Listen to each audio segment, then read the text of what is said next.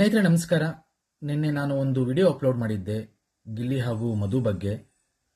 ನನ್ನ ಮಾತುಗಳಿಂದ ಯಾರ ಭಾವನೆಗಳಿಗಾದರೂ ನೋವುಂಟು ಮಾಡಿದರೆ, ಮನಸ್ಸಿಗೆ ಬೇಜಾರಾಗಿದ್ರೆ ದಯವಿಟ್ಟು ಕ್ಷಮಿಸಿ. ನೋಡಿ, ಮಧು ನನಗೆ ಬಹಳ ವರ್ಷಗಳಿಂದ ಪರಿಚಯ ಇರುವ ಗೆಳೆಯ.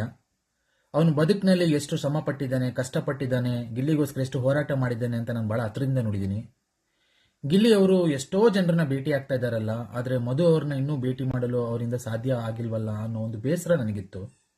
ಒಬ್ಬ ಗೆಳೆಯನಿಗಾಗಿ ಅವನ ಈ ಸಣ್ಣ ಕನಸು ನನ್ಸಾಗ್ಲಿ ಅನ್ನುವ ಕಳಕಳಿಯಿಂದ ಮತ್ತು ಆ ಒಂದು ನೋವಿನಿಂದ ನಾನು ವಿಡಿಯೋ ಮಾಡಿದ್ನೇ ಹೊರತು ಇದರಲ್ಲಿ ಯಾವುದೇ ಹೊಟ್ಟೆ ಕಿಚ್ಚಿನ ಉದ್ದೇಶವಿಲ್ಲ, ದೇಶ ಒಡೆಯ ಕೆಲಸ ಇಲ್ಲ, ಅಭಿಮಾನಿಗಳಲ್ಲಿ ಗೊಂದಲ ಮೂಡಿಸೋ ಆಶಯ ಕೂಡ ನನಗಿಲ್ಲ. ಗಿಲ್ಲಿ ಅವರು ಮಧು ಅವ್ರನ್ನ ಭೇಟಿ ಮಾಡಿದ್ರೆ ನಮಗೂ ಅತೀವ ಸಂತೋಷ, ನಿಮಗೂ ಕೂಡ.